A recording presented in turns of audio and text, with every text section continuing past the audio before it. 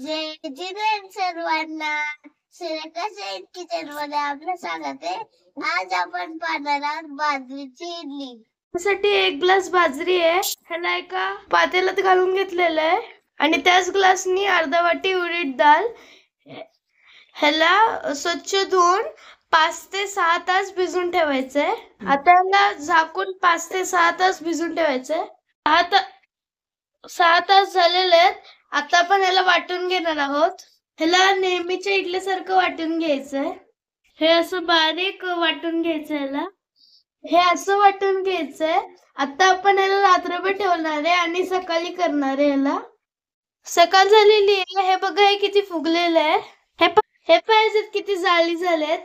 ह्याच्यात आपण सोडा वगैरे काही घालणार नाहीये.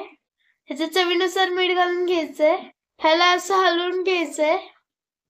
हा इडली पात्र ह्याला असं तेल लावून घ्यायचंय.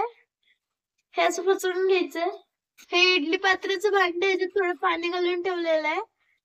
आता इडली पात्रांमध्ये बॅटर घालून घेऊया. हे झालं 10 मिनिटं वाफून घ्यायचंय. 10 मिनिटं झालं गॅस बंद करून घेतलेला आहे. आता याला बाहेर काढून घेऊया. ह्याला थोडं थंड होऊ द्यायचंय. आता याला काढून घेऊया. हे झाली आपली बाजरीची इडली तयार. हे पहा किती स्पॉन्जी झालेलं आहे. मी थोडं टेस्ट करून बघतो.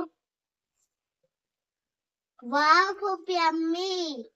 तुम्हाला जर आमची रेसिपी आवडली असेल तर लाईक, शेअर, सबस्क्राईब आणि बेल बटन दाबायला विसरू नका. लवकरच भेटू आपल्या नवीन रेसिपी सोबत. तोपर्यंत जय जिनेंद्र आणि आमच्या रेसिपी पाहिलं तर धन्यवाद. बाय.